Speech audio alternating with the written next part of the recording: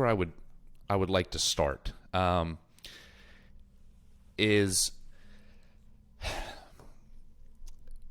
you are someone outside looking in that to me embraces like the Kaizen Principle, right?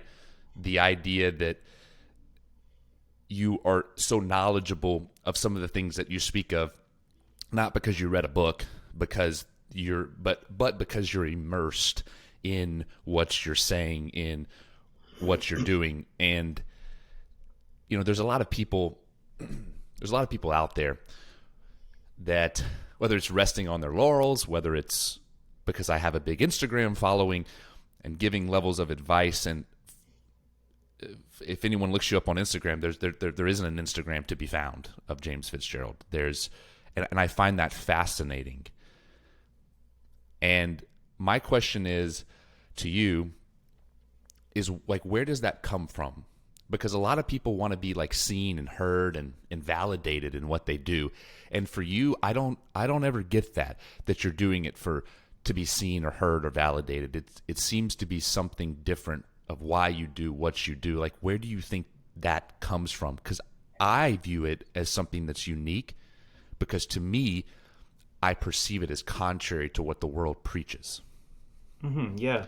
I don't think it's anything more than just being older, perhaps. Um, I really don't think, maybe. Also, um, I could take a stab and probably say that it, with my job and my position over time, I Mm-hmm. think for me, anyways, I think you just weigh out where you want to spend your time, Mm. and what is with that time that you're spending. What is value, and what comes from that time that you're spending on those things. And I think it may just be that I'm older, and secondly that it's just not a good value for my time, for the kind of things that I just like to do. Mm. I was scrolling through, and as I listened to a podcast you're on. Oh man, probably a few years ago at this point. Barbell Shrugged, and you guys were talking about Jordan Peterson.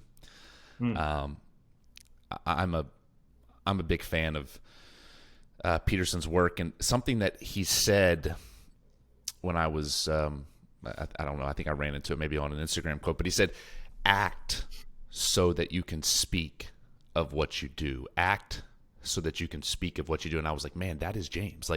It's not this like superfluous spewing of well, this, and you should do this, and so because I say all this, then you should look up to me, or I'm this figure. It's I'm just going to act in such a way that I don't really have to speak about it. I don't have to write a book about it, write a post about it. I think it's the truest level of, I mentioned this before we started recording, of like mastery, right? Of that I know deep down what I do so well that it's unconscious, right? I don't think about it anymore. I just do. I just act. And I thought that was interesting. His quote, "Act so that you can speak of what you do." And someone, to me, as I look at you and I look at your work with OPEX and what you're doing for coaching education, for what you're doing with the fitness industry, the first word, and some people might disagree with me, but I would challenge them and ask why, is someone that with great integrity, and not in the moral sense of the word, but great integrity about what you're doing and why you're doing it. Do you feel that way? Yeah, for sure. I think it probably comes off that way because also for the current time, I just think it's something that as a characteristic we probably are intentionally trying to, we meaning OPEX, are trying to intentionally um, give what you're describing there, what you observed, what you think you observed in my personal characteristics, or what Mm. you think that we're trying to do. I think it's probably really necessary for today, for that generalized version of what the fitness coach is. Mm. Um, I think that's extremely important as a base support, I believe, for numerous different reasons. But I think that, making a coach, I think, start that preliminary journey when they begin of, who am I, first of all, and why am I doing what I'm doing in this practice? I think I think it's not an easy task, but I think it's a very important one. Mm. And then I think what you're observing there is that you're gonna make it personal when you go down that journey. Like, you're Mm. gonna ask some hard questions, right? Like, um, the things that you're speaking about that sometimes doesn't happen out there. But so they'll ask questions like, am I doing this because I want people to see that I'm doing this? Mm. And so when and that's not a nihilistic road that you end up in. It's a it's a good it's a good journey. So I think that's what may be in the back of my head as you're mentioning, though. I just got to mention, it is nice that others can feel it, Mm. because it is intentional on our behalf. Mm. So I'm glad that you asked the question. Thank you. Yeah, and look, while some people listening may have gone through CCP, maybe have had interactions with OPEX. Something that I've heard you talk about a lot, and I know OPEX talks about a lot, is mastery. And maybe I just didn't listen to enough of your podcast to get to this, but I Hmm. never heard from you define what mastery truly is, what autonomy truly is, and I really want to have that as the bedrock kind of or the context maybe for some of the conversation we're going to get to, and try to do my best to provide context early for people listening, because when I've listened to some of the things in the past, we get an hour in and I'm like, man, I would have loved to just have that context for like his grand purpose of life. But we're an hour in and now we don't really have time to unpack Yeah. it. So I would love for you just to maybe explain in your mind what mastery really is. Yeah. No. Thank you for thinking about taking the time to do that too right away, because it is important. So we don't just talk about, for the last 3 minutes of the call, what the differences in methodology is at CrossFit and OPEX. Um, I think that we have to, I would ask. There's lots of text, and there's also I forget the gentleman's name. I think it's an Oxford Union address, I believe, Mm-hmm. of an author that had more recently written about like the newest version of mastery. George Leonard has an old classic document on it as well. So I would ask people to go there for the concepts of it. But we put it in the light of where it fits into the coach life cycle. Meaning, there's this. It's been going on for probably 40 years, with regards to that. Like, what is the professional fitness lifestyle coach's Mm. vocation, and what is the career, and what is actually inside of those pieces, Mm. right? Like, is it a 9 to 5, or is it sitting on the beach drinking champagne coolies after 2 years with your own app? Like, what's the real aspect of that? And I mean real as in what really has impact, not Mm. what you perceive to be real from Instagram. It's what really has impact. So that has to be, of course, pulled out. But so in that journey, there's these three non-demarcated, areas that it has been stood the test of time, not just for fitness coaching, but for all vocations. And we put it into categorizations of the technician, the craftsperson, and the master. And so that's the first, part of this, where people can then say, okay, so there's some form of scaffolding or stepwise progression to get to that. And that needs to be the first recognition in the conversation of mastery, especially today, because it's a well accepted notion that everyone can be a master of everything they wish to do whenever they want. Now, I know that sounds kind of poppycock and crazy, but that really is the message that's being pushed out. Is like, you can be a master by either reading this book, taking this course, or doing this thing, and you'll get it. Why? Well, because you all deserve it, or something like that. It's being sold for that. So technician is, I'll be brief on this, but technician is the time of a coach's career where you're learning a whole ton of shit, and you're trying to validate these things that you know and you don't know. And you're just doing, to put it in layman's terms to describe it, you're doing a lot of weekend courses. Like you're finishing the weekend course being like, man, this kettlebell method that I learned is gonna like cure autoimmune disease. Like you come away every weekend, and then by Tuesday you're like, oh, okay, I can see where that kind of fits into the whole picture. But you're doing that for years while you're Right. also coaching a ton of people, right? Yeah. And then after that, the way I describe it is like you're that person who someone meets in an elevator, and you say, they're like, oh, so you look in shape, and I guess you must be, you got some advice to give me in this 15 seconds here. And the way when they say, so what do? You say, I'm a fucking coach.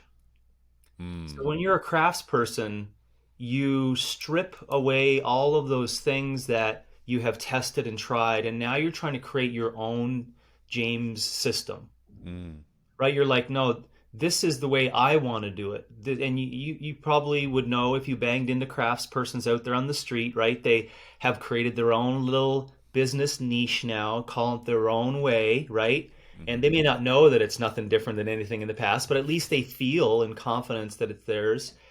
And basically you're in the trenches a lot now. Not less learning, right? There's a lot of stuff you're like, I don't know if I need to go to that conference again this year.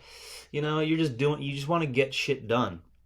And then after the craftsperson journey, you get to this point where it's not obvious, but there is this transition between you now wanting to do something for more than you. That's the first area of what would be considered mastery, is that you start tiptoeing into a host of things that are different than it being about you. So the way I humorously like to describe mastery is almost like is the meme of Homer kind of falling into the bushes. And the bushes, yeah. Like that actually is the most beautiful rendition of the concept of mastery, is that you've built things up and you're doing things and you just kind of layer it such that it grows beyond you. It's something that's more than you. And now you could be, as I mentioned, as a master, you're doing it in multiple different ways. You could be, coaching other coaches or doing those things. And the last point I just wanted to make on it is that there is a timeline sequence to this. This is the very challenging thing to propose beyond just the conversation of mastery for fitness coaching, is that you don't get there in a couple of years. That's the rough thing that we got to contend with for today. It takes decades to get to that point. I want to go back to something that you said, and I wrote it down because it was so impactful, and I think I would like, if you to unpack this. You said, in today, and I'm paraphrasing, in today's day and age, it's widely preached that everyone can be a master. Be a master of your own ship. It sounds sexy. It's almost this like masculine energy in a way that I think is just really sexy. It's easy to market, I think. Mm-hmm. Yeah. Yet, what I'm hearing you say is that's bullshit. Not everyone can be a master. If you read this book, take this course, watch this video, is that what I'm hearing you say? Yeah, for sure. For sure. Okay. Why do you, so two-part question. Why do you think that? And then the second part is, why do you think the world preaches that, because it's not just in fitness coaching. Let's be honest. Like a lot of people that listen to this are CrossFit competitors, and it's preached that, well, everyone can make it to the CrossFit Games. You just fucking train your ass off for 6 hours a day and, eat rice and vegetables and some starchy carbs. Like, yeah.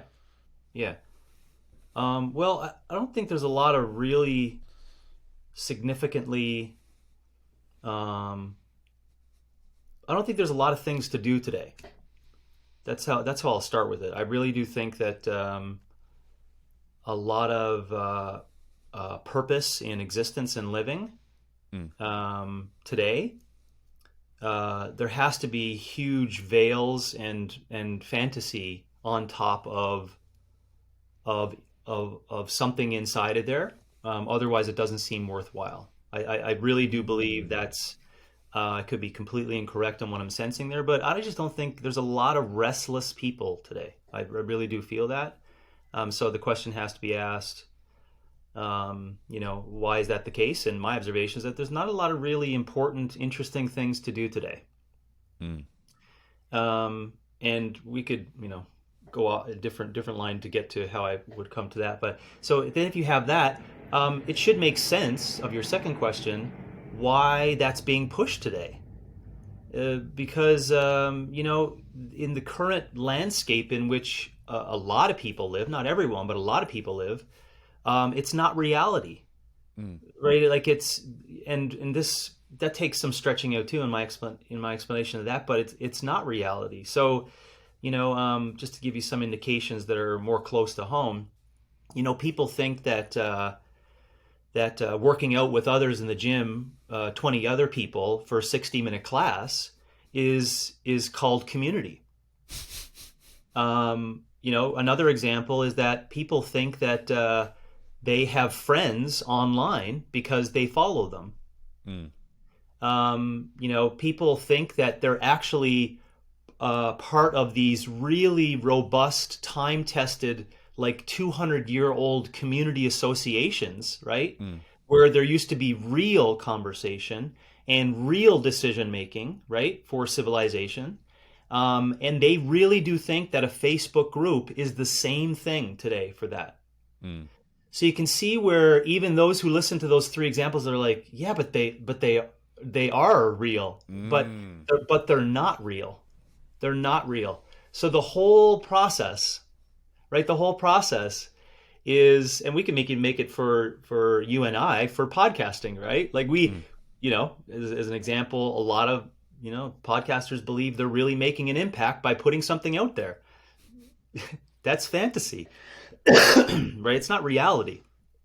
So you can see where that one is like, oh, that's a little bit more spicy. Yeah. But anyways, so all I'm saying is that it should make sense, right? Yeah. It shouldn't be surprising to us that everyone believes that they can be an expert and a master of whatever they wish to choose, because it looks like it's around you, full access to anything at any point in time, and a lot of the things that seemingly are supposed to be real, i.e. even simple things like a relationship, are not real. And so your entire life, possibly, you can imagine, your entire life is fantasy, right? It's actually not. And then when you're struck with something real, which is, to bring it back to why I love fitness, like, oh, you really think you can do a pull-up, and then you can't Instagram your way out of that one.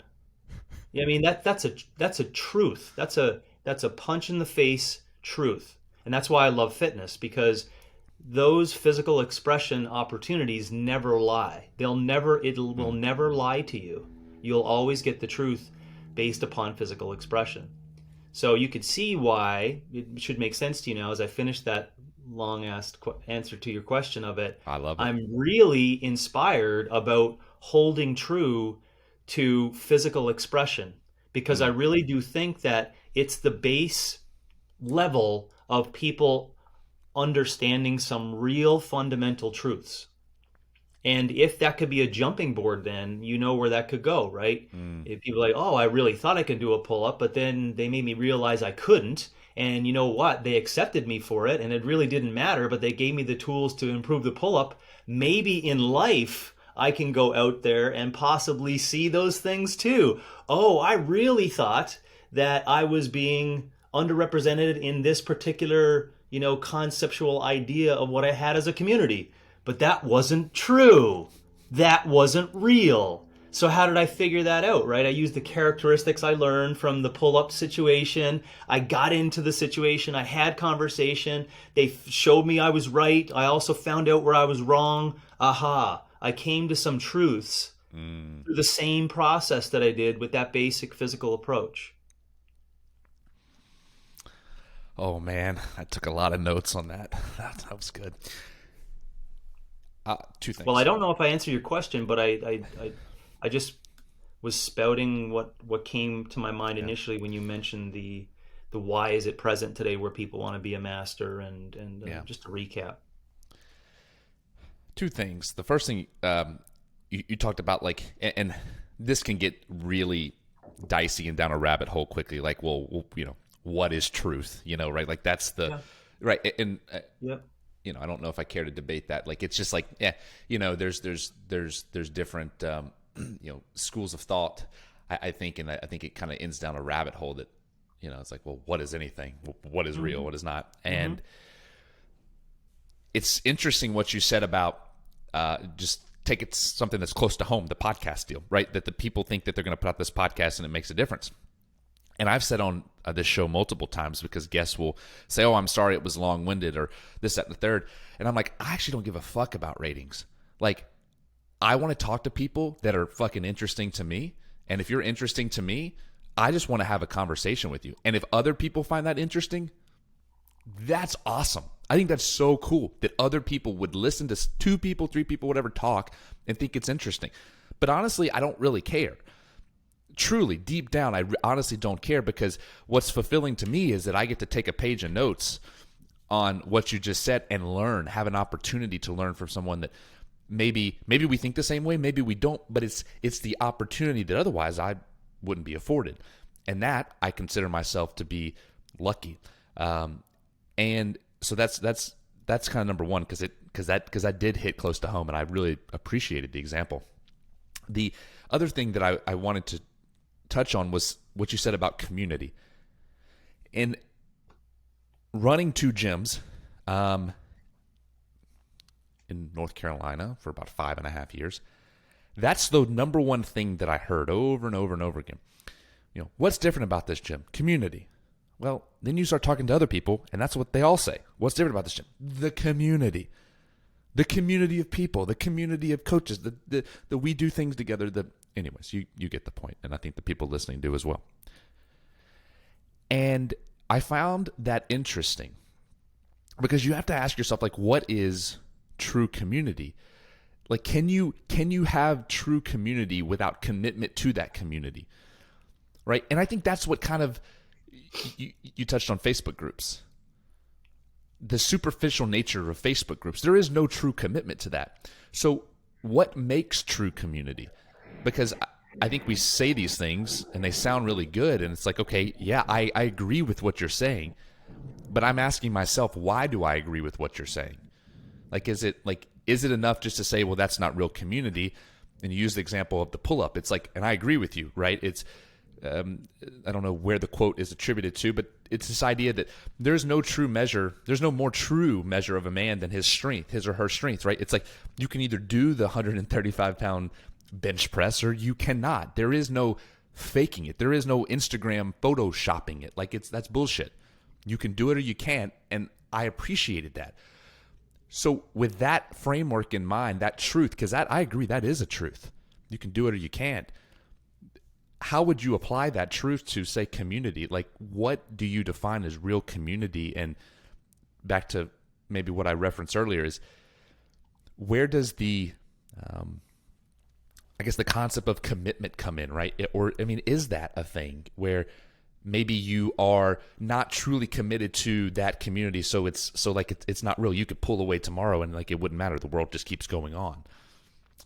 Just curious to hear your thoughts. Yeah. Well, that it's just the wrong use of word inside of fitness, because of what hopefully I'll get to is a rendition of what the traditional word of community was and all the benefits of it and how we can just reflect then. But, we just got to remember that, again, this is another this is my opinion, but community was placed inside the machine to keep people coming to pay monthly memberships. Period. That, there's not much more after that. And so, but this is the thing, is that, listen, people's lives weren't lost because, folks called it community. I got no jam with that, and going down the morale route of that to kind of figure out, well, it was positive, it got people going. And listen, we're going to reach philosophical bedrock if we go down that road, but I'm just saying it's the incorrect use of the term. Therefore, in my opinion, in fitness, it's a fantasy to use that term, because the deepest intentions of the use of the term, number one, you just made mention of it, people don't even know why they use the term when they start asking it more and more. And then secondly, you saw, if you were a gym owner, you saw that it was a way of bringing everyone together, right? So that doesn't make it the right use of the term. That actually makes it, in my opinion, more nefarious, because you know that it's creating this extrinsic motivation to people, right? And of course, I see things differently. In the fitness world, I want people learning things so they never have to be around you again. That's in my opinion, the long-term concept of what this whole thing is, right? The relationship building and the knowledge and the gaining of knowledge and the gaining of wisdom, which means that they don't need to show up. And therefore, this whole concept of community kind of breaks apart, because now it doesn't have a timeline sequence. What is community? What is community is probably something that has, whether we call it Scott Barry Kaufman's newest version of Maslow's hierarchy based support mechanisms. I know that Mr. Kaufman has written a new book as like an upgrade to Maslow's hierarchy. He spent a lot of time looking at these basic needs and then, all the way to transcendence, etc. And so I think that what community probably offers in its strongest terms is this in-person relationship building that allows all nuclear families and all people within the same local area to help one another with these basic needs, to give everyone a base support such that they can go further up the chain with those basic things, right? So whatever happens inside of those basic things, I would consider that a community building project where you're all in it for those particular reasons, right? You're not in it to keep Janice's daughter, who's 13, who doesn't know what fitness is. You're not in it because it's going to keep her in the community. You see what I'm saying? Like that makes it really ugly, in my opinion. If you're like, oh, community, and the daughter's like, what? Like what? Fucking, I'm just doing this because I want to like move around, Why is everyone screaming this community thing, And then over time they're like, oh, I get it. They wanted us to all feel, happy and nice, right? We're all together in this thing. We're all doing this. And this is where I know it was incorrect too. They all inject this like real grandiose language. We're doing all this. The power within our group is just bigger than all of us. We're reaching out and helping the community. It's like vomit, like throw up. Like what are you doing? You're basically just hosting a 60-minute class. It's not that you're not hurting people. You're not causing harm, but you're causing, sociological disruption, right? Because now they have this concept of what a community is. And in the end, a community, in my opinion, as to what differs, as I said, I'll repeat it, is that community should be a place, in fitness where you're going to go and then you're eventually going to move away, right? You're going to be on your own. You're going to be doing your own things. You're going to be teaching other people because you've learned the skills that's necessary to navigate this thing. So in your mind, a person's, if I'm understanding you correctly, a person's journey from A to B, wherever A is, wherever they currently are, A, and B, wherever their goals may take them, to my understanding, autonomy is mastery in your proposal of For fitness, yeah, for physical expression and fitness expression, yeah. Okay. So you would consider someone that is autonomous in physical expression as someone that has, in your mind, mastered physical expression to the degree in which you could master physical expression. Yeah, well, I would say mastered the consistency and rhythm in physical expression. Yeah, because when you say master physical expression, it creates this really long, complex, performance paradigm injected, idea inside of it. Performance driven. Help me understand that. Yeah, so whenever I hear that, people are like, oh, so what you're saying is you want to master that over a period of time. People need to become a master of it, and therefore that's what's going to lead them to autonomy. It's like, no, it sounds like you're trying to inject all these complex ideas like, oh, if you don't learn how to snatch, then you'll never reach the epiphanies inside of fitness like I have, which is a fucking complete lie. It's an utter lie. If you don't do metcons or know what metcons are, constantly buried all the time under high intensity premises, you're never really doing fitness. Another fucking lie. So, but you see, that gets jacked inside the system because it works for the people who are selling it. But that's why I'm like hesitant to say no. It's not the mastery of all those things, right? That's a performance injection, right? That you just can't. The person who would say it, they can't work their head around anything other than. So then that would bring me to tying these two things together: the performance method, and then this idea of community, or a community within inside a 60-minute class. And we can name certain methodologies. We cannot. It doesn't really bother me. I don't care. But what I do care to speak to and to speak about is when those two things are married.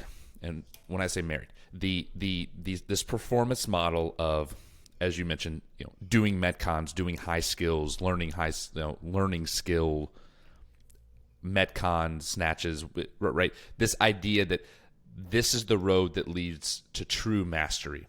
And then it's combined with a 60-minute class. It's combined with community. That package together is now sold as fitness, and people pay $180, $200 a month to participate in this thing called fitness. This thing called fitness that people sell is a very popular thing, right? There are many gyms across the nation and the world that do that exact same model. And what I hear you proposing is a very different model, one that requires commitment on the part of the person to not a quote system, but a coach or a person, and commitment to the process of where they are and maybe slightly beyond. And what I mean by that is that their fitness is just outside of where they are and not overreaching. Yet we're sold this thing that, again, if you're not doing handstand walks and snatches and you're not a athlete, then there must be something wrong with you. Like, you're not hard enough. You're like, you don't have the mindset. Or you just haven't learned the system yet. Right. Why? You haven't done enough community 60-minute classes. That's your issue. Yeah. Why? And look, I did that thing. Okay, I was part of that thing. I'll raise my hand and say that. Yeah. So I'm not. I want to be clear to people. Listen, I'm not hating on it because I was a part of it. So I want to be clear. I have no bone. The fact that we have to make that statement is disgusting, in my opinion. I just need to say that. Okay. Right. The fact that we need to make that statement is disgusting. It just shows you how fucking weak the fitness universe is. Right. We can't even have opinion and share opinion without personal attacks. That, in my opinion, is disgusting. I was just on so prior to this podcast here, I was on a call with a guy that actually did a mentorship with you after his CCP. His name is Elkanah Senevor. He said he probably doesn't remember me. He said, just tell him I'm the big black guy. Oh, come on, El, please. Yeah. And Dude, he's humble, so it makes sense.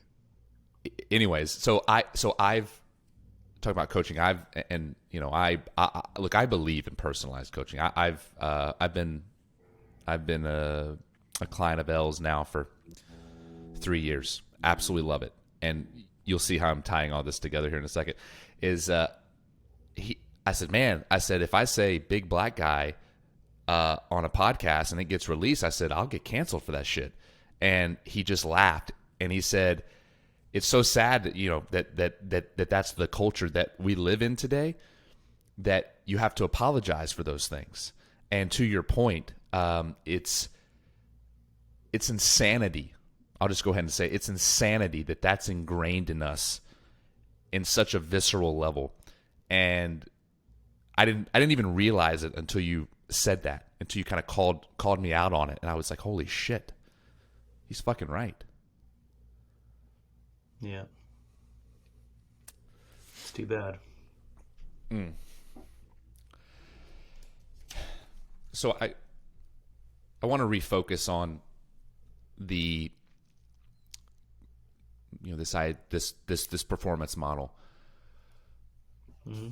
Why do you believe? Because it's not just popular. I mean, it's like rampant. It's like if you're not a part of this model, then again you're not truly doing fitness. And I think we got nothing better to do. I really do think it is, and it's just that we're at a point in time where we got to come up with things as humans to make it seem like it's worthwhile doing it. So it's like, oh, do it because you can be LeBron James too. I mean, it's all wrapped up. People sell gear, and you've hit the really uncomfortable button when you say, to Nike, no, not everyone is an athlete. And they're like, ooh, we can't say that because that would rip our house down. And instead they'll just go buy a whole bunch of companies, that are doing a better message, where that goes that's also disgusting in regards to who owns the whole thing.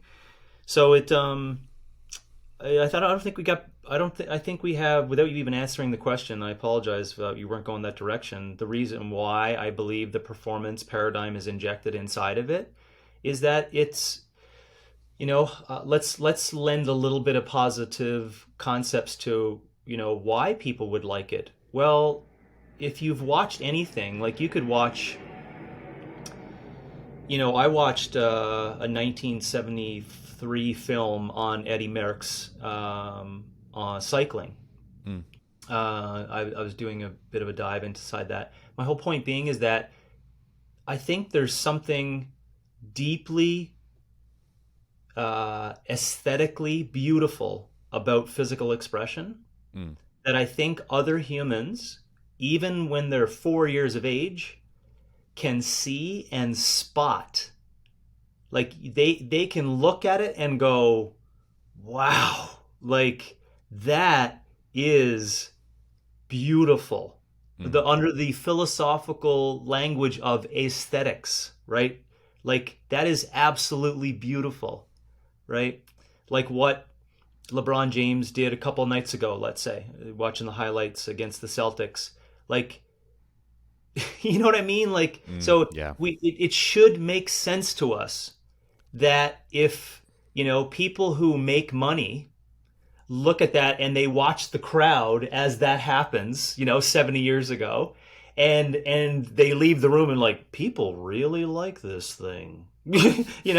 How can we package that together, right? And so therefore you can see it's like we injected this whole performance thing, and lo and behold, the perfect storm, the rise of the internet, and then someone like Greg Glassman saying "fuck you" to the traditional concepts of fitness, right?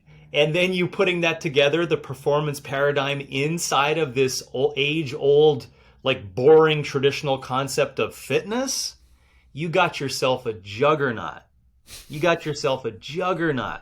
Like something that people will, for generations to come, argue tooth and nail against you, right? Oh, your whole fitness thing is a performance paradigm injection, right? Oh, you're just an asshole. That's the retort back. Like, just a second. Like, have you looked at historical context? Do you know what you're actually doing? You're doing competitive fitness. Think about that. Life is not a lab. Life is not performance. Right? Life is this 80-year-long journey of moving up towards your physical and spiritual and emotional potential, not reaching beyond it every time and putting yourself on a whiteboard, and competing in that. So it should make sense to us that the performance paradigm is sold. We just need to get over it. It's like, and as I say that, I say it full well knowing I'm lying when I say that, because meaning that I know it's not going to change. Like, I really do believe that. And it doesn't mean I'm not working to like change some minds, but I really am reached the point of exhaustion of even, trying to put any energy whatsoever, even in thought, in switching people around. Because in terms of impact or projections as to what would, result in, what that change in thinking is, that's going nowhere but worse. I mean, it's like, again, as I said, it's fantasy. So with Meta, everyone thinks, that'll just be a soft intro to this new concept. Meta, people will, like, you're going to have clients show up in front of you in the physical form, and they're going to say, oh, I went for a run on the Great Wall of China yesterday. And you'll be like, oh, that's great, fantastic. And you're really going to they're really going to have a problem with explaining to you that they have no physiological data to show that they actually did it. But, and I know, see, even by me saying it, I know that one or two listeners will be like, okay, I get it. And 98 others will be like, you're crazy. Listen, your clients are going to come in front of you and say they really did experience these things, And you're like, geez, I don't know what to tell you, but you didn't run yesterday. I don't know what you thought you were doing in your living room, but you didn't run. Oh, but I did. It's like, sorry, man. I just get dystopic in that, like, projections of a positive finish to that, because I don't see it becoming anything. Nothing would give me indications it's moving in a positive direction.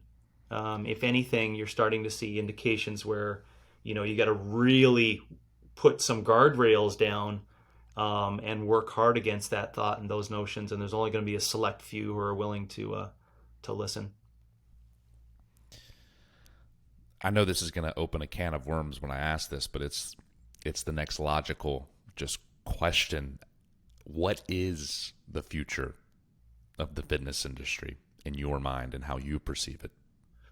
Yeah, it's good you finish with those things, because how I perceive it only is in my mind, right? Like, just because the way I perceive it, I hold no bearing on any authority or power as to what is going to happen. But I'm not going to not speak about how I truly see it, playing out as to how I can have an effect on that, So how I would like to see it is a full deconstruction over the entire fitness concept.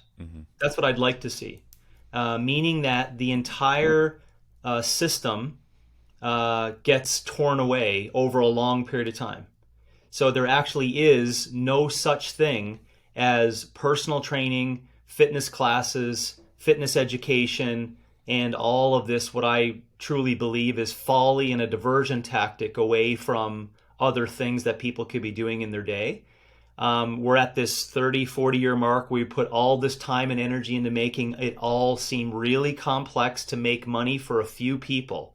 So the end result for fitness, the way I'd like to see it, is a full deconstruction of the entire thing, where individuals, when they're raised either at home or in their school or private school, charter school, whatever education looks like, they're taught in their early years how to take care of themselves through daily physical expression, and how to nourish themselves.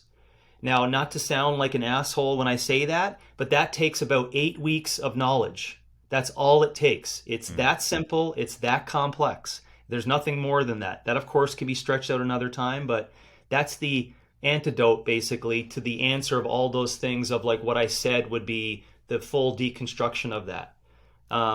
And so I think for what the way I would love to see it, I would love to be like all the lights on for James FitzGerald and still see that like seeping out there where a number of new generations become fully aware of this physical sovereignty and freedom that they have in front of them, and purveyors of this notion are getting these people early in life and telling them, listen, here, this is your secret power to resilience and navigating this world and understanding this world at a really, truly, inspiring level, right? And teaching them all the things too, right? Like, no, we don't need to go to war. No, you're not gonna have to fight off zombies. No, you don't need to deadlift 700 pounds ever in your life. No, you're never gonna have to do 3 minutes all out like Jason Bourne. Like, we teach them all these things, right? So when they're 18 and they come out into the real world, they're looking around at all these adults doing this stupid,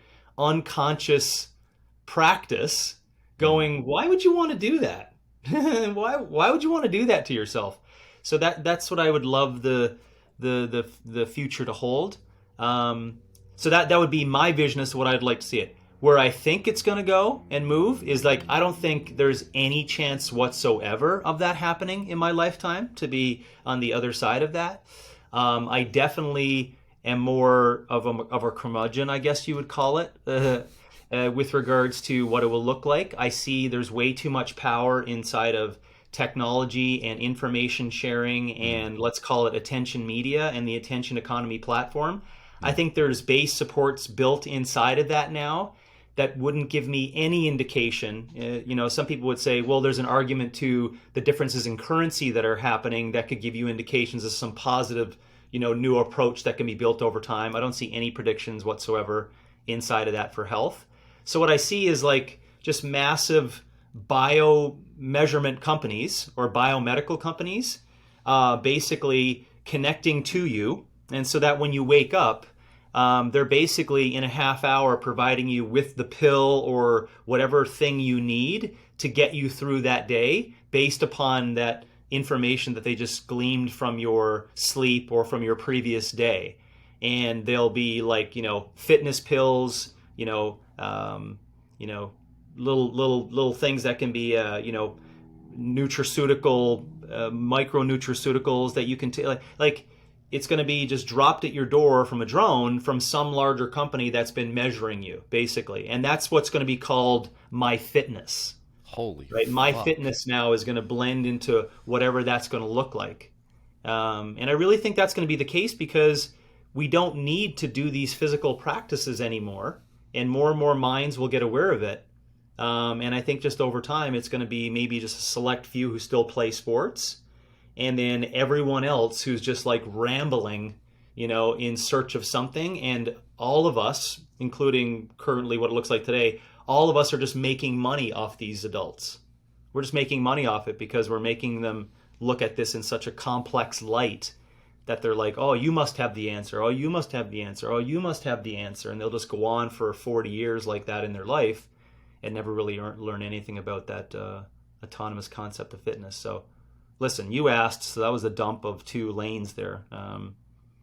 And I guess that was wonderful in its answer because I set it up with like such dystopic concepts of what could be a positive change, but then I also said, you know what, none of that's going to happen. So there you go. You can do with it what you wish. Here's why this is sometimes, not sometimes.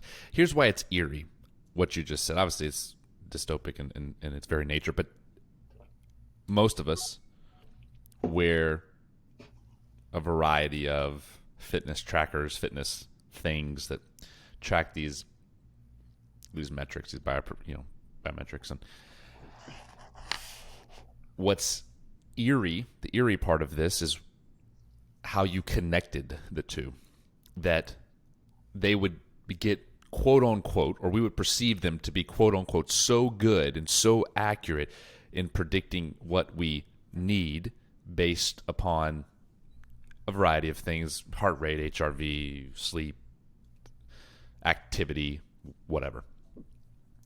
That the antidote to not being in a prime HRV, heart rate, this, that, the third, is simply a pharmaceutical, where the very few make a lot. And it, this is, I always say I host the podcast, so I'll just go there. If people don't like it, they can shut off. It was kind of the thing with COVID, right? It was like, we just want to give this thing out, yet we don't want to talk about what the fuck you're putting in your mouth. The lack of just general physical fitness and I wouldn't say fitness. We'll just call it physical preparedness. May be a better way of putting it. Don't sit on the couch and eat Fritos. We could just start there. Yet the anecdote is not a better lifestyle. In fact, the anecdote is just keep doing what you're doing. Let's drag you away from everything and everyone. True community, to your point earlier, bringing this all together. And we'll just take something. That should do the trick. That's another indication, really. You just added gasoline to my prediction model, right? Because we could say, man, I wish there was something that happened globally that would really rise up voices and make people aware of how important fitness is. We had that opportunity. We had that opportunity. Actually, it wasn't an opportunity. That happened. That just happened. Yeah. It just happened. So now we're on the back end of it, whatever the back end means. How did that go for us? What do you think happened to the value of the fitness coach during this time? All we can talk about is how happy we are that our coach gave us a wearable. How sickening is that, right? How sickening is that? The reason why it's so sickening, both the coach and the client are not aware that the entire thing, as you follow up all those wearables, guess who owns that? The same people that are not promoting you to have sunshine, eat quality foods, and to exercise regularly. That's not their prescription. So when you start wearing things, you lose intuition and you lose power. You lose power when you start wearing things, right? It doesn't make you more virtuous. It makes you less virtuous. It makes you lower order. It makes you less intelligent. It makes you less intelligent because you are not building wisdom. You're building knowledge of your heart rate from the night before. That's not wisdom. So yeah, when you tiptoe inside of that looking cool phenomenon of biomeasurement today, yes, you're signing up for Amazon to send you something in 10 years. Where has Amazon put all their money? In health services. Oh, Amazon Health Services, they're going to, change the face of the game, and because they're involved in health now, so this is in case it's not inside of the fitness conversation. This is how people are talking about it outside of this fitness conversation. Do you know where they're investing their money in? CVS. Now, why would a big, huge company invest all their money like that inside of it? Because it's a distribution system for pharmaceuticals. It's the soft method of medicalizing the entire future generation. Softly, right? Where my daughter's going to be like, oh, Dad, you can just get that at CVS, right? See, this is what will be in the language, right? Oh, I woke up and I ate like shit last night, and I only got 4 hours sleep. What could I do? Amazon. That's what you do. There's the answer. It'll just drop you to your door, Hannah, my daughter, before you go to school. Like, this can get to you in 15 minutes, or on your way, just drop by and pick that thing up. And, based upon the measurements we observed from your 4 hours, see where it goes, right? Like, and this sounds, as I'm listening to myself, it's like, man, you really are getting close to falling off the deep end. But I'm not going to not talk about what I really do think is the things that are actually happening day to day. Like, these are real things that are happening day to day. And just to back to your point, if you don't think any of that is going to happen, just remember ask yourself the question I just asked you. How effectively was that whole concept of the past 2 years? How did that rise up the value of fitness? If anything, it's dropped tremendously. We had an unbelievable opportunity, and that's just a pure sign that, that predictions it's all going downwards. It's not upwards. I'm so glad that we're on this and we're talking about this, because people are afraid to talk about this. Well, let me say it this way, because I want to be clear. I don't want to see. This is like my point earlier. The fact that you make that statement too is disgusting. Yeah. Right. Think about that. Right. I mean, it's kind of like a meta thing, right? It's like we're talking about just how fearful people are of making statements and making opinions. Right. This is that. I mean, I apologize for stopping you again, but the fact that is in both your and my psyche. Like, there's something really wrong with that today, especially in this country that we live in, right? Which is supposed to be the fucking bright star of opinions and ideas and innovation and free thought. And the fact that we have to murmur about that kind of stuff is, man, it actually is it's disgusting. It's disgusting. I apologize, but it's like we got to know when we're just got to make, we just got to say it, we got to say it, what we're feeling. Anyways, thanks for listening to that. I apologize. I cut you off again on it, but it's sad. I appreciate what you just said, because not do I appreciate, but I can empathize and agree and see where you're coming from. And I say that because, no one loses freedom overnight, right?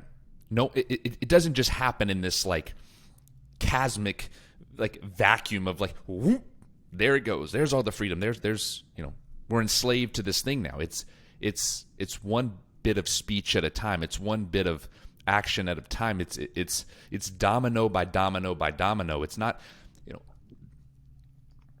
a lot of people look at things and go, well, this big, this big war isn't happening. And it's like, but see, you're missing the point.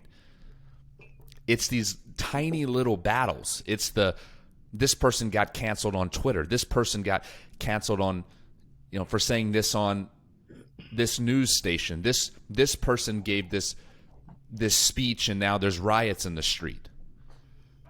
And of course, the other argument to that would be, well, I mean,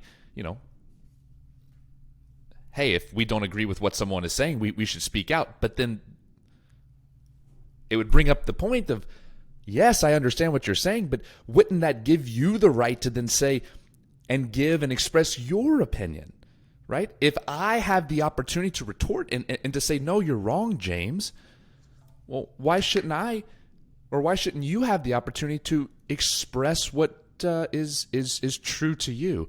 And my antidote to that would be, or my retort to that rather would be, well, you do have that. And I'm not saying you should harm other people with that. I think that's where the line gets drawn. It's like, my freedom extends as far as it doesn't harm you, right? I mean, I do think there's a line to that. I don't think it's just, well, I can say whatever the fuck I want to say and, with zero disregard. But it begs the question is, how far is this thing going to go, right? Whether it's, I mean, we're obviously talking about fitness, but it could really be anything, freedom of speech. And it's, it's so seemingly it's these tiny innocuous actions, these tiny things that are happening, yet people around us, we don't see it. It's me qualifying what I said, or needing to feel I need to qualify what I said because, you know, you're afraid of people coming at you or backlash. Yet if I will qualify it, it'll be okay in some sense. It's honestly sadistic. Yeah, it's sad. Yeah, it's sad that we have to be hesitant on that. And unfortunately, it's just continuously being pushed. And I think just one part of it, not the the highlighting element of the issue, but the public square concept. Again, back to our previous why I get so heated on the concept of community, because I saw it as a nefarious injection to keep people extrinsically motivated. The public square is no more, right? So even people's concept of the public square, how you communicate, how you forgive, how you call someone out, how you debate that particular point, the medium in which how that is done today is a disgusting troll antisocial behavior based support. Like, so shame on us that we think that is the place to have that conversation, right? People think that by even what seems virtuous and positive to a new change, a new media change, people are so excited about Substack. It's like, oh, Substack is like, we'll break down all those journalistic molds. No, you're going to get a ton of people who think they're journalists, creating an ecosystem of people who only want to pay to listen to what they want to preach. It's like, oh, interesting. That happened 2006. I started with that by writing a blog. It was called blogspot.com. So go back and look at then. Everyone was like, oh, you can't write on a blog. You're not a journalist. You hear it's the same repetitive shit that's happening. My whole point being is that we used to have, and I'll repeat it, I said it earlier on the community conversation, we used to have these deeply embedded in-person associations. Call it a church, call it a community organization, call it a local political group, call it a Catholic Women's League, call it whatever it was called. You got in person, you had conversation, you found out what was right, you found out what was wrong, you voiced your opinion, you saw that you couldn't just sit on the couch and fucking think things, right? Because you would go crazy. You got into a room and was like, I think Joe Biden's doing it for this reason. And then if 29 out of 30 people in the room were like, dude, where the fuck did you come up with that idea? Do you see what I'm saying? Like, but you can just sit on your phone and say that statement, right? In your community where other people are going to listen to you and say the same thing. So now you can see that this is where I think it's gone wrong. We don't have the opportunity to get in person with people, to voice our opinion, i.e. the classic old school concept of the public square. And we have now these, metaphorical versions of what the public square is today, right? And I'm giggling now, is that now these people, or these individuals like Twitter, hold the power of dissent. Think of how disgusting that is. So basically what you're saying now is that the public square concept today, right, can actually say, no, you can't say that. What? What? Just to hold the horses here, hold the horses. So again, let's bring this back to fitness, right? Do you think fitness is moving towards being more in person, more handshakes, more hugs, more real estate with like small micro gyms? What indications whatsoever are giving you a sign that that's going to happen, where people are falling in love with autonomy and really reaching out and touching people, etc.? No, man. The entire thing is moving to a scaled online meta version of fitness. And so do you think things are going to be discussed in the public square in fitness, that opinions could be shared and people like me could say things that are going to be listened to? Not a chance. Not a chance whatsoever. I find we tend to live in echo chambers of things that only serve us and everything else. Oh, dude, I do. And it makes sense when you are in there because it feels good for me. Like I want to read and research and listen to the things that are like, yeah, that sits well, right? And I'm not going to say I don't, because I do, right? I don't want to virtue signal the fact that I try to find these guardrails and of listening to people that are not in alignment with what I think, right? I listen to those, I follow those, I read that information, I still act upon doing that. But yeah, I think it's human nature. I mean, why would you want to get into uncomfortableness all the time with thoughts and opinions, right? That's going to really shake your house with regards to what you believe to be true. So if you're afraid of that, then it's easy to live today in that comfort. There's different iterations of what a lot of people deem as fitness now, whether it's Peloton, whether it's CrossFit, whether it's F45, whether it's, I don't know, we could keep naming things. Mm-hmm. I think you get the point. Mm-hmm. With these different iterative fitness modalities, is it based off of what you think is going to happen and the future of the fitness industry to kind of bring it to maybe a point in the road? Is there going to be a point where, this is kind of sad to ask this question, but do you believe there's going to be a point where the fitness professional, as it's known, the in-person fitness professional is, I'll just say it, irrelevant? Mm-hmm. Yeah. Yeah. Okay. Yeah, Peloton is an example of that. Right? And I find it actually extremely unfortunate that a ton of people in the fitness universe are supporting Peloton. Right? And they don't see it that it is a signal, another signal of the end of their career. Right? How many people, per class are instructors for that make some money off those Peloton instructions, right? When you see Santa Claus on the commercial running on his new treadmill, right? Think about how much money goes into that. And what fitness coach, right, perseveres or can make, somewhat of a living off that particular, effort and energy that went into that commercial. For that one coach, basically, that just leads a class and then just goes off and does, I don't even know what else they do. They go off and do. I can guarantee they're not doing philanthropical work in their local school to teach kids about, how to move, how to navigate the environment, how to nourish themselves. They're not doing that. So that is an indication of where things are going. And if something happens I would predict something like this would happen. A big company like Apple will purchase Peloton.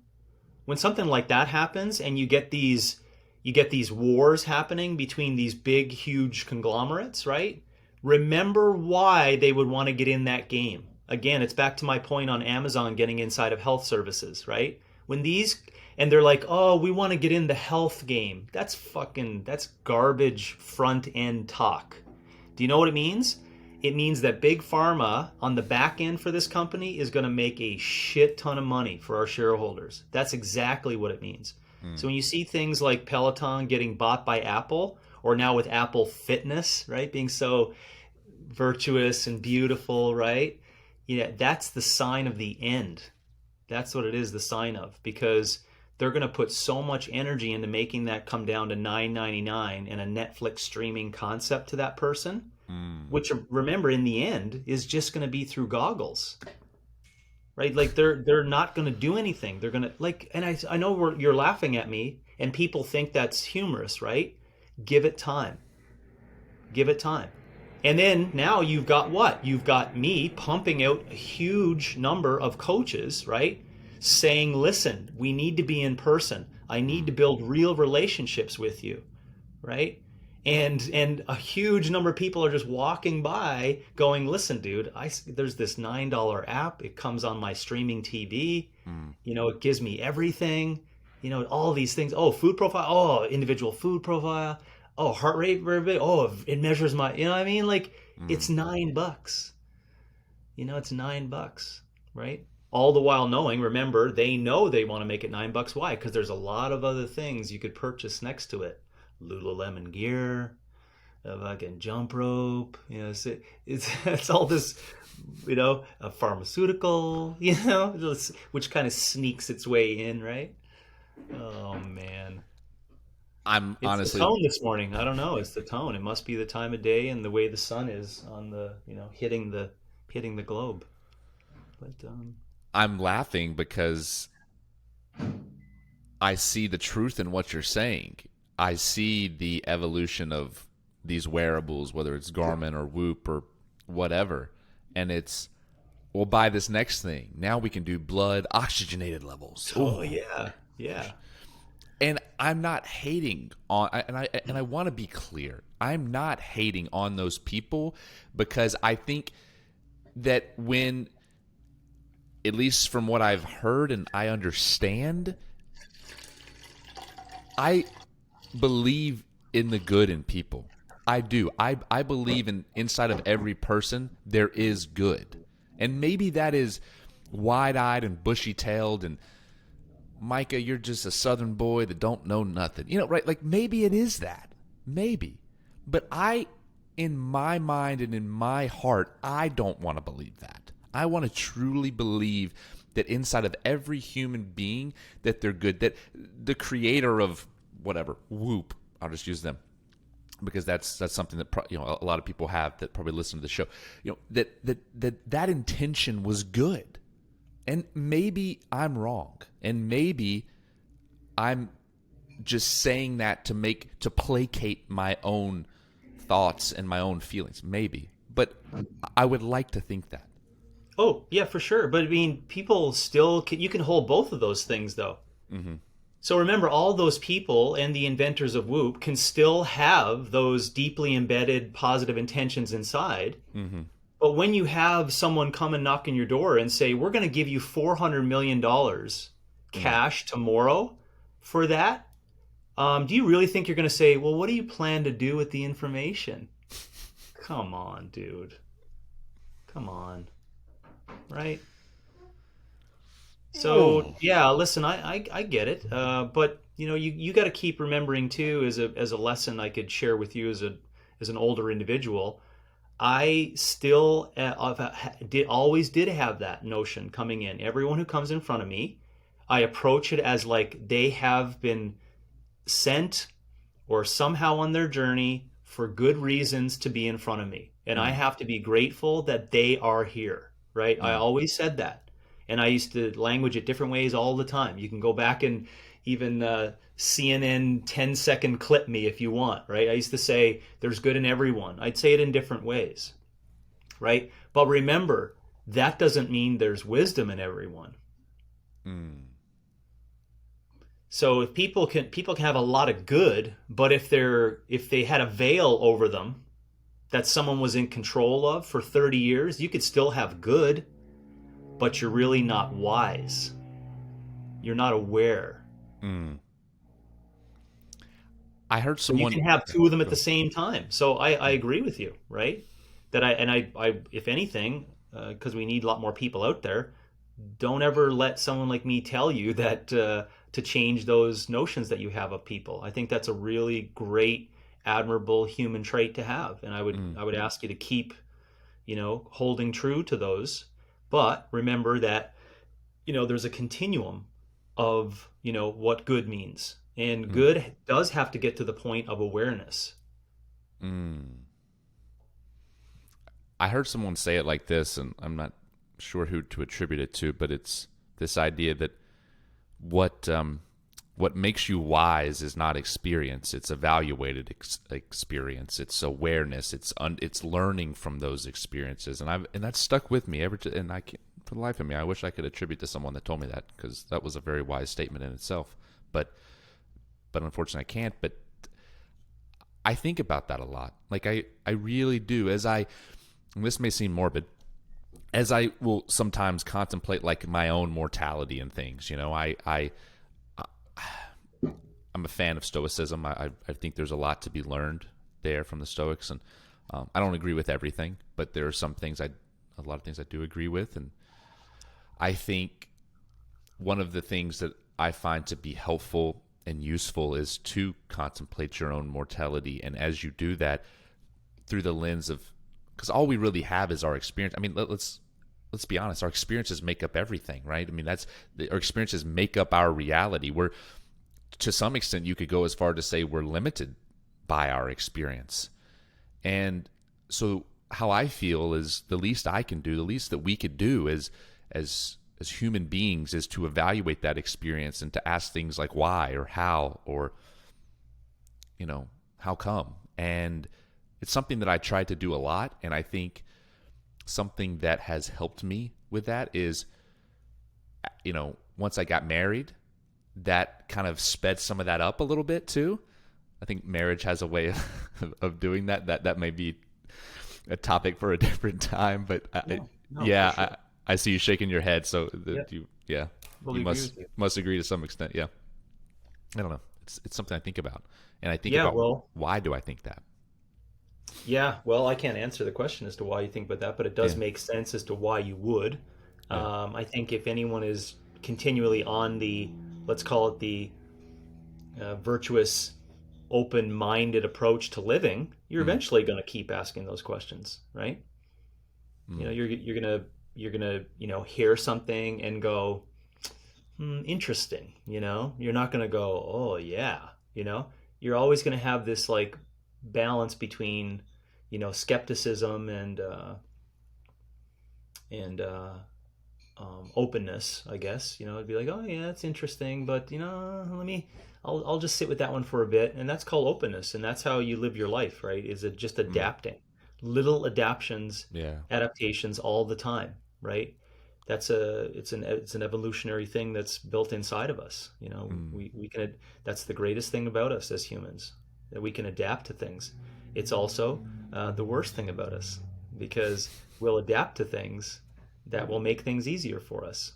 And unfortunately, we're at a day and age where physical adaptation is not important, but cognitive adaptation is extremely important. When I hear you say adaptation, this is where my mind goes. And I'm trying to figure out why my mind goes there. Maybe it's this like constant striving thing that I have in my mind. So that could be it, but we'll side table that for a second. When I hear you say that, what I hear you say is progress. And I often think about this in my head. In my own quiet time, my own thinking is this idea between... And I don't mean progress when I say it. Okay. Could you explain that then? Yeah, so adaptation, it doesn't mean that it's progressive. Adaptation just means that you are adapting and learning about that previous dose that was affecting you. So this one generally gets really drowned out, but I'll take it into the fitness light, right? So people are like, oh, I did a class, right? And now I'm walking, and I walked out of the class, right? Yeah. And so the well-accepted language is like, oh, you adapted to the class. It's like, well, that's a true statement, right? But you have to remember that it takes a really long stretched out conversation to make you recognize that you may have been adapting to that class, but as a survival mechanism, not as a quote unquote progressive linear improvement of all systems, right? And here's where I believe in the physical world, if you can imagine why things get extremely awry, is that you could go through this adaptation process for a couple of years, but not get anywhere. Ooh, that's good. But you gain fitness, you get a bigger overhead squat, your PRs are nonstop, you're consistent in training, you're leaner, right? I could just list the things on and on. And people would be listening like, oh my gosh, like what program is that? You know what that program is? 60 minutes, 4 times a week, high intensity. That's exactly what that program is.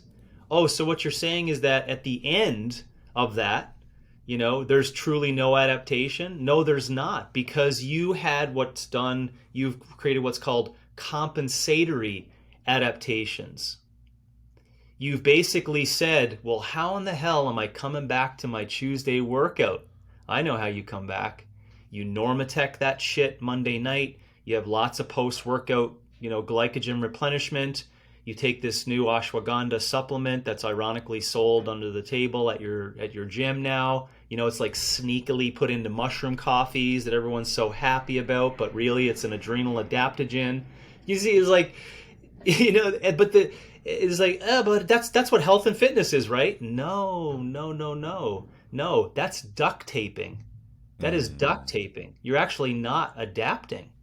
Because a true adaptation format would take 10 years, just as an example of the opposite of that previous one I had said. So, to back up, and I apologize I cut you off on it, adaptation does not mean progression. Adaptation just means you're adapting and to how you're receiving that information. It doesn't mean it's good or not. Well, what's the measure of good? Who's standing in the end? That's the measure of what's good. So again, you can see why I always color that with well, do you want to work out for 80 years? And then that's where we reach philosophical bedrock, because no one's willing to take the time to cognitively and intellectually think about the consequences inside of writing out the 80-year plan. Because again, back to our previous points, it's not sexy, it's not entertaining, who fucking cares? Who wants to talk about that? So you said something that sparked my interest, and I don't know if you said, and maybe this was my own perception of what you said, but you said something to the effect of who wins? It's the person standing at the end. Was that something? Yeah. Would you say that's just Darwinism at its best? The fittest will survive? Indirectly, yeah, indirectly for sure, yeah. But it has to be put in context of what we're discussing, so we don't get I don't want to make it seem like it's a generalized statement that works for everything. As in if you're the last person there, if you get the last word, if you get the last thing, then yeah. Well, what I mean by that is that people will always connect that to whatever works for them, right? It's oh, last man standing. It must be a Teddy Roosevelt conversation for physical performance. Oh, last person standing. This is all just we're all just animals and we're all just fighting. And so he's talking about the highest form of the food chain. It's no, it's got nothing to do with that. I just mentioned it on the back end of me discussing, what that difference is of adaptation versus compensatory adaptation. So let me be more clear on what I mean by that. I would call it, these 3 pillars that you can use as beacons, right? That are beacons or that are symbols of what I mean by standing, right? So that would be the highest possible level of cognitive function. First and foremost, that means that in your latest days of this thing that we're doing, you're at your highest relative level of cognitive function. That means that you're still capable of reading, reacting to the environment, communication strategies, logical thinking on recent political ramifications. At 92, you're the classic individual, right? Where we all have that great grandparent who were man, they're smart as a fucking whip. We make that statement. They see things.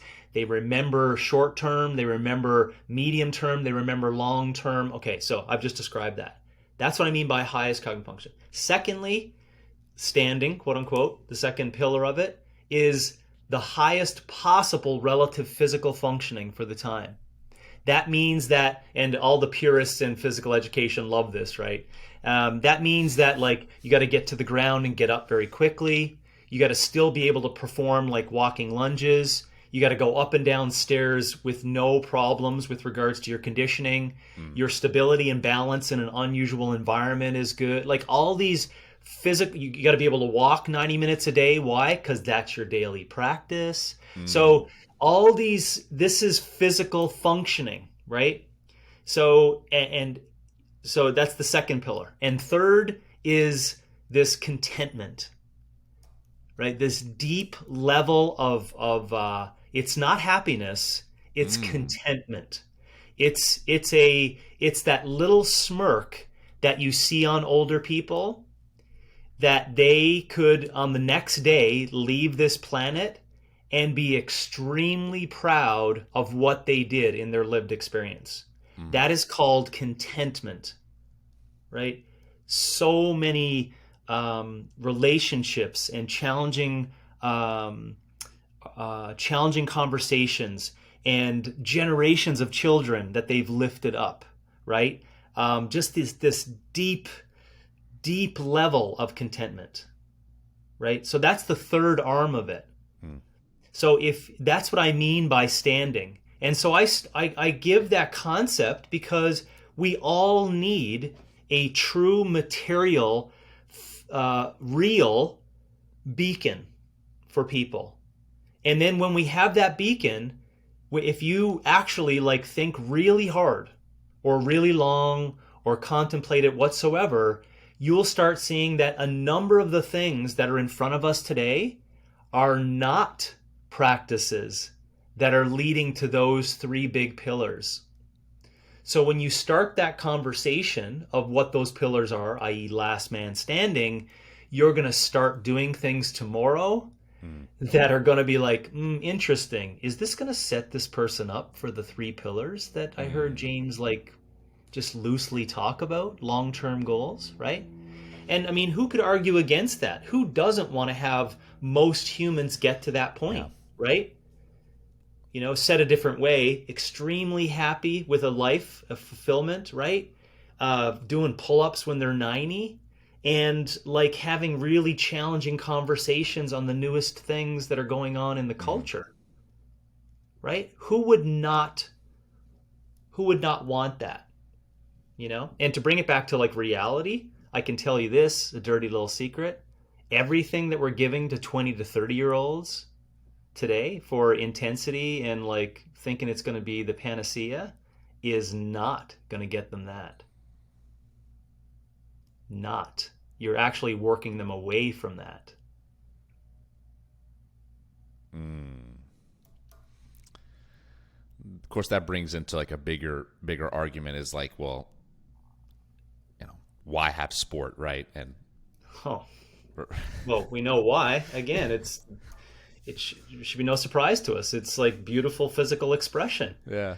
And there's a ton of money to be made off the motivations that come from that, right? Right. You said something that I underlined. You said physical sacrifice, though, in most cases. That's the sad part about it. Well, it's the Hunger Games. It's the real life Hunger Games.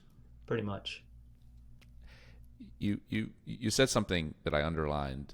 You said contentment. It's not happiness, it's contentment.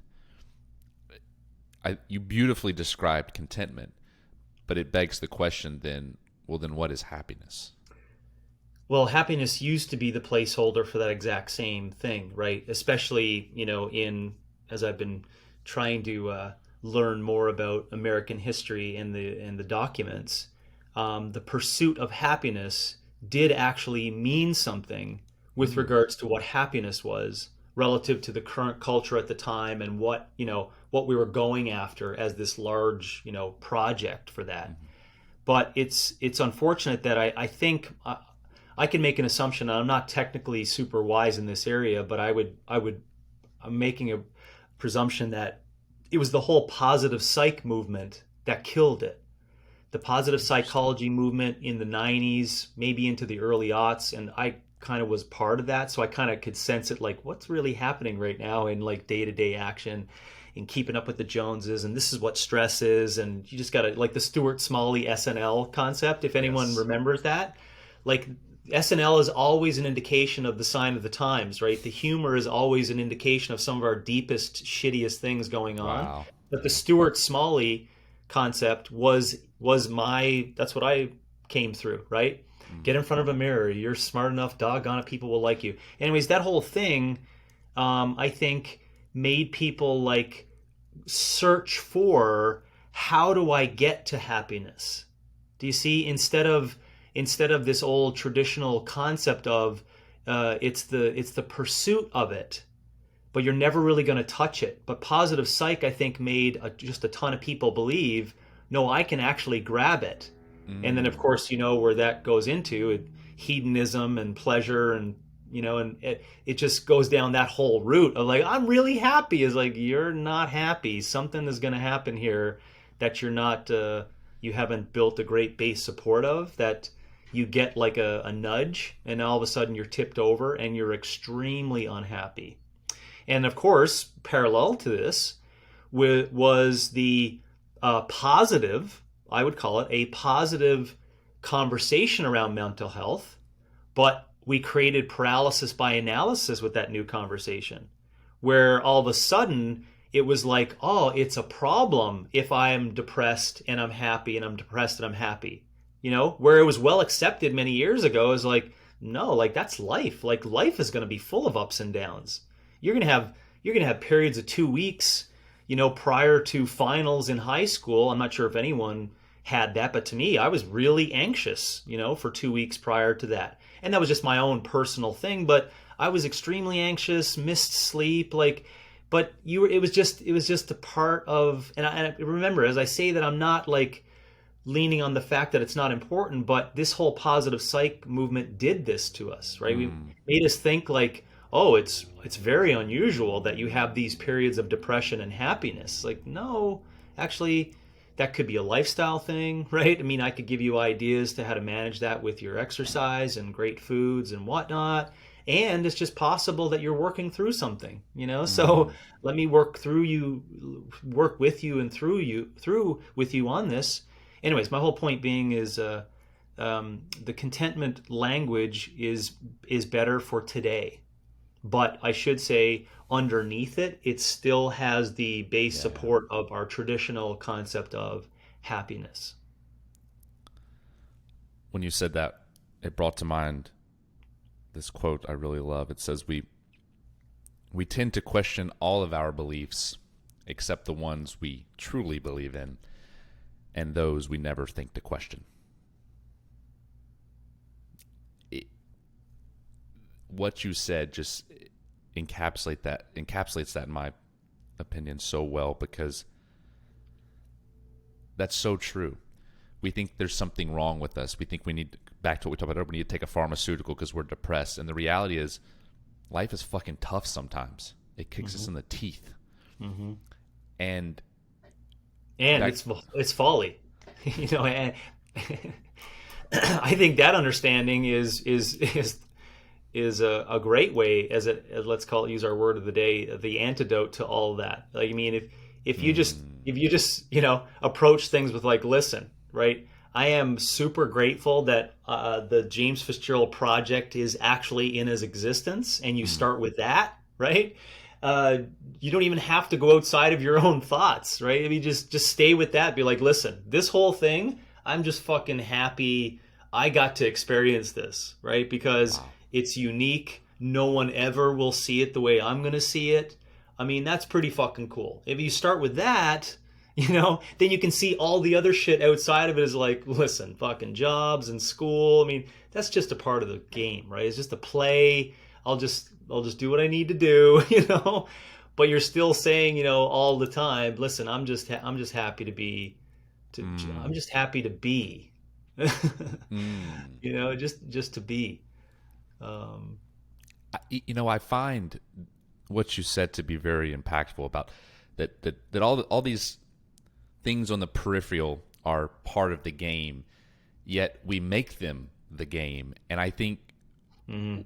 what I strive to do is to truly understand and embody and then act appropriately as if winning, quote unquote, whatever your definition is of winning the game is simply about the ability, the opportunity to keep playing the game. It has nothing to do with all of these things. It's merely the opportunity to play. Yeah, yeah. Your goal. You're right. I would say, as a principle, it's not to change the game. It's to become more aware of the game in which you play. James, I really appreciate your time, and I am so grateful Likewise.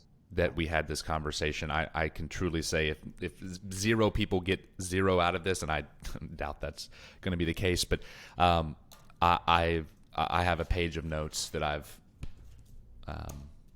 written down, and you've made me think and ask some questions, right?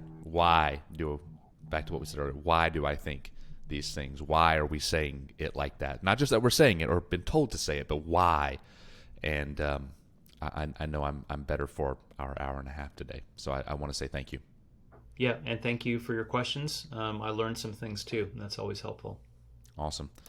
Well, I sincerely hope we can do this again. And Yeah, why not?